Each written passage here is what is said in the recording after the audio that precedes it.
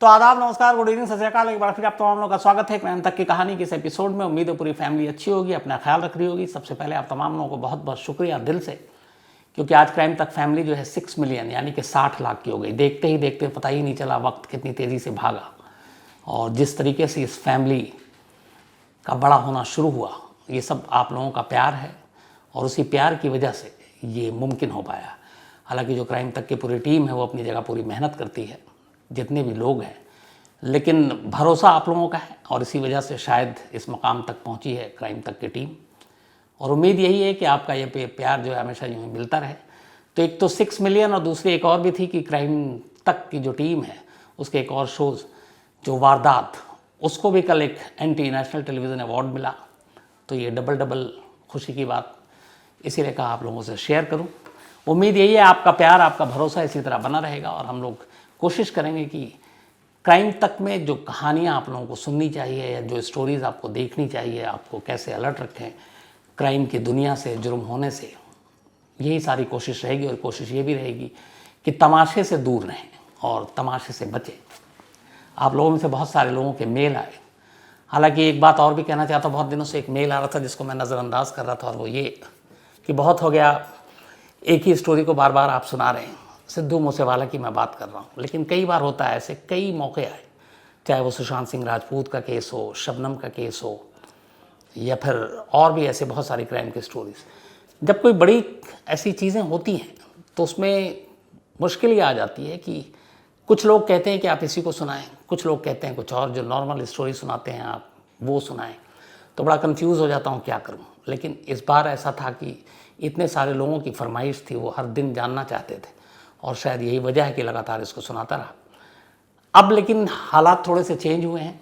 जो असली मास्टरमाइंड है वो पहले से ही जेल में है, जो शूटर्स हैं उनमें से भी 2-3 पकड़े गए हैं, बाकी पकड़ लिए जाएंगे। जो कहानी है वो आम हो चुकी है, तो मुझे लगता नहीं है कि इसमें बहुत कुछ है। लेकिन हाँ, इस केस पे नज़र रहेगी, और जब भी जो भी चीज़ें आएंगी वो आपको बताता रहूँगा। और मंडे से जो हमारे क्राइम तक की कहानी का अपना एक सिलसिला है, जो नॉर्मल कहानी, जो आप चाहे फिर जासूसी की कहानी हो, मिस्ट्री हो, इन्वेस्टिगेशन की हो, वो वापस उसी ढर्रे पे सुनाऊंगा।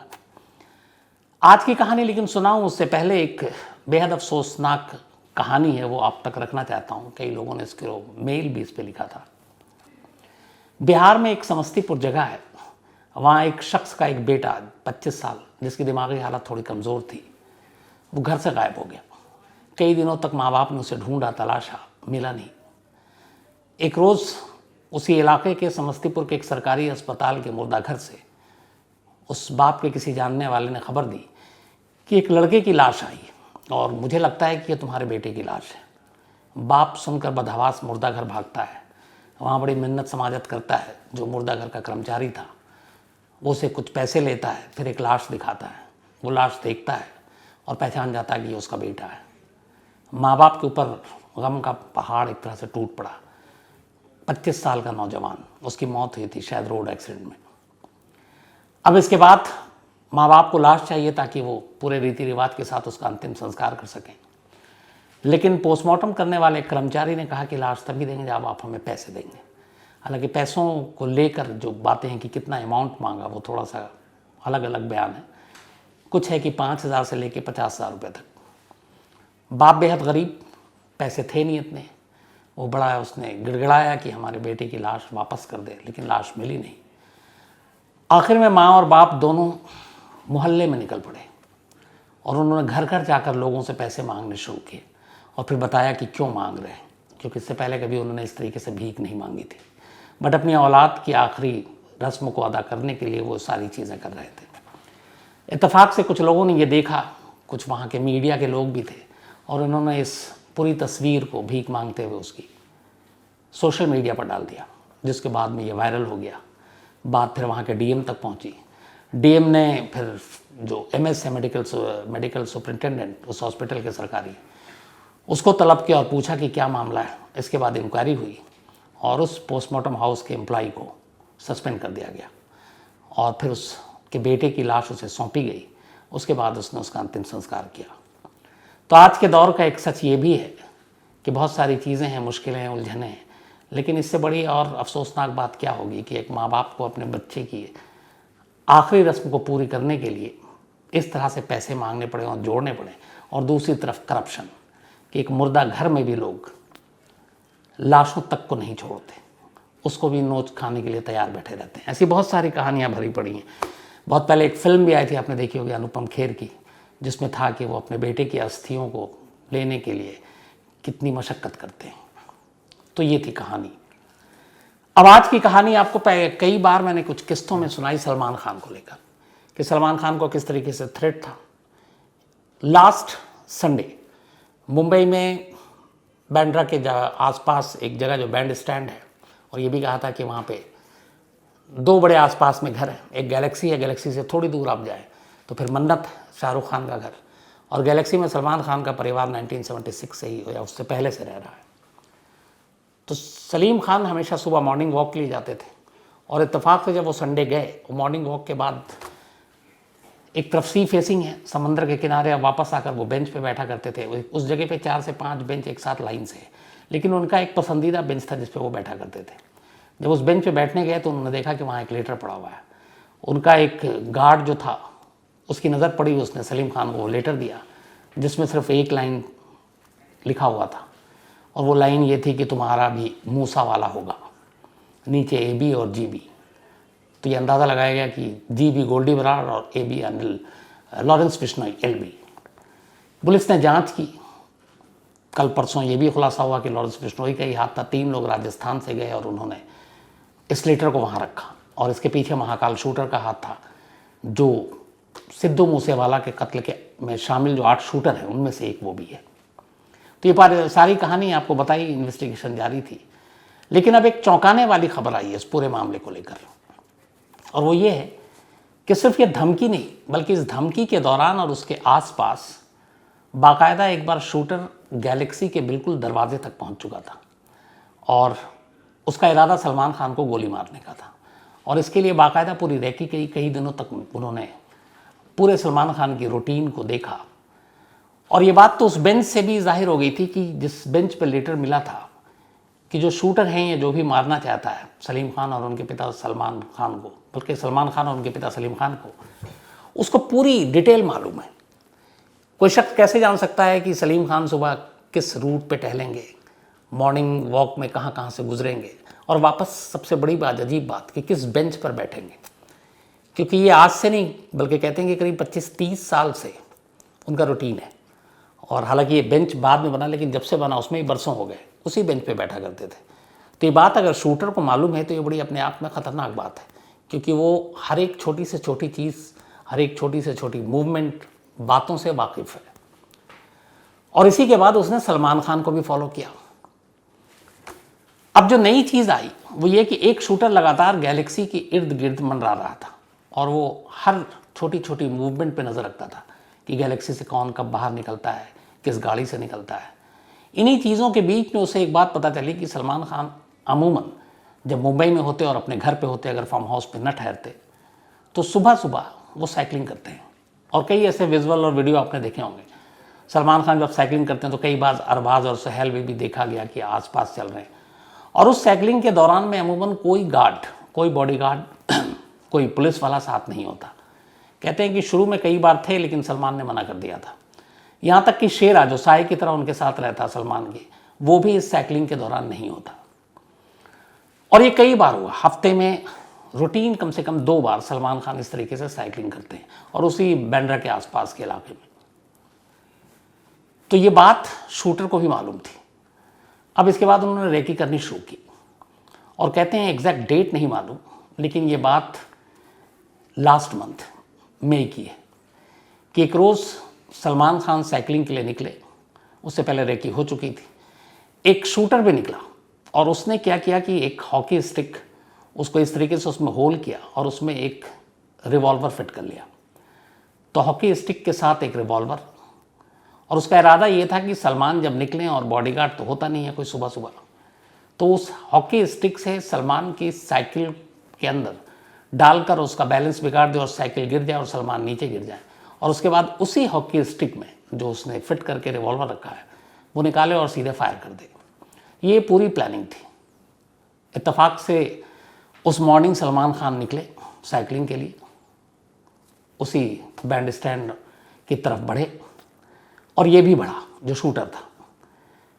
इसके बाद जैसे ही उस साइकिल के करीब जाता, अच्छा बहुत सारे ऐसे लोग होते हैं जब सलमान साइकिलिंग के लिए निकलते हैं तो वो चेहरा भी नहीं छुपाते, अमूमन कैप पहने होते हैं, तो आप दूर से भी पहचान सकते हैं, और फैन जो है वो वेव भी करते हैं, मिलते भी हैं, तो कोई छुपने वाली बात होती नहीं है, तो आप आसानी से पहचान सकते हैं।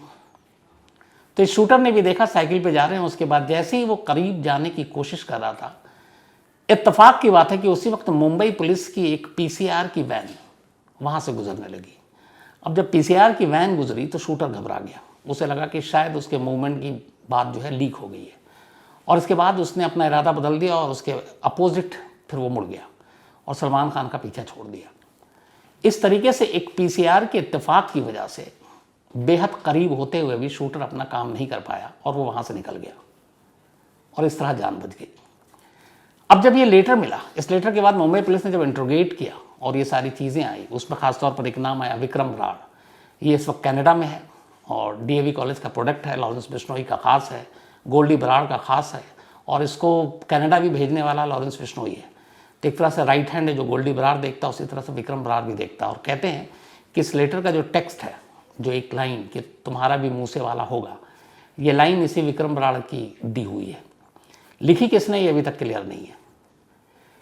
तो विक्रम बराड़ के जरिए ही ये सारी साजिश रची गई थी और इत्तेफाक से ये मई की बात थी, लेकिन खुशनसीबी थी कि ऐन वक्त पे पुलिस की जिप्सी आ गई और जान बच गई। अब इसके बाद और फिर ये लेटर के मिलने के बाद मुंबई पुलिस ने सलमान खान और उनकी फैमिली की पूरी सुरक्षा बढ़ा दी है, और अब साइकिलिंग के लिए भी उनको इंस्ट्रक्शन दिया गया कि जब आप सुबह निकलेंगे तो फिर आपके साथ गार्ड होगा, या फिर मुंबई पुलिस अपनी तरफ से सुरक्षा देगी। गैलेक्सी के हर मूवमेंट पे अब निगरानी कड़ी कर दी गई है, पूरी फैमिली की भी निगरानी कड़ी कर दी गई है। हालांकि ये भी है कि सलमान खान किसी फिल्म की शूटिंग के लिए विदेश जाने वाले हैं, तो विदेश में भी उनकी सुरक्षा को लेके हिदायत दी गई है कि क्या क्या करें क्या ना करें। तो कुल मिलाकर एक धमकी ने एक नॉर्मल लाइफ को जो है वो थोड़ा सा तहस नहस करके रख दिया है। तो ये तो थी सलमान खान की इस धमकी और एक इत्तेफाक से जो शूटर ने जिस तरीके से कोशिश की लेकिन पुलिस की वजह से जान बच गई। अब आगे अपना सिलसिला जारी रखूं उससे पहले एक अहम जानकारी आपको दे दूं कि कुकू एफएम ऐप, जिस पे तमाम तरह की आप अपनी मनपसंद कहानियां सुनते हैं, चाहे वो रहस्य हो, रोमांच हो, मिस्ट्री हो, क्राइम हो, पॉलिटिकल हो, ऑडियो बुक है, तो अपनी मनपसंद की कहानियां सुने। और अब यही कुकू एफएम घर घर कहानी लेकर आया, मतलब हर एक फैमिली जिसके अलग अलग मिजाज होते हैं, माँ बाप, भाई बहन, बच्चे, दादी दादा, नानी नाना, तो अपने अपने मनपसंद कहानियाँ अलग अलग फील्ड की भी सुन सकते हैं कुकू एफएम पर। और इसके लिए क्राइम तक फैमिली मेंबर के लिए घर 50 है, तो डिस्क्रिप्शन में पूरा लिंक है, आप ज़्यादा जानकारी उसमें ले सकते हैं। तो कुकू एफएम ऐप पर भी आप अपनी पसंद की कहानियाँ सुन सकते हैं। अब आज का सिलसिला शुरू करूँ उससे पहले बहुत सारे मेल आए नुपुर शर्मा को लेकर, और पिछले कई दिनों से मैं इसको टाल रहा था, और न सिर्फ मतलब कितने मेल हैं तादाद मुझे भी नहीं मालूम, बहुत सारे हैं, तो हर एक का नाम नहीं ले पाऊँगा, लेकिन कुल मिलाकर जो बेसिक क्वेश्चन था कि नुपुर शर्मा ने क्या कहा और आप उससे कितने एग्री हैं। मेरा एक सिंपल सा, शुरू में मैंने पहले भी बहुत बार कही है, पॉलिटिकल चीज़ों से बहुत दूर रहता हूँ। क्राइम की खूबसूरती ये है कि क्राइम में आपको सच बोलना पड़ता है। अगर 2 लाशें हैं तो आप 2 ही बोलेंगे, आप 3 या 1 नहीं कर सकते, क्योंकि बॉडी को आप छुपा नहीं सकते। पॉलिटिकल चीज़ों में बहुत सारे झूठ और सच दोनों मिला होता है, लेकिन नुपुर शर्मा को लेकर जो इस वक्त कंट्रोवर्सी है, मेरा एक उसमें सिंपल मेरी अपनी राय वो ये है कि किसी भी धर्म, किसी भी मज़हब, किसी भी रिलीजन को लेकर किसी को कोई हक नहीं बनता है कि कोई उसके बारे में कमेंट्स करे या गलत टिप्पणी करे। हर धर्म में यही सिखाया गया कि दूसरे धर्म की इज्जत करो, रिस्पेक्ट दो।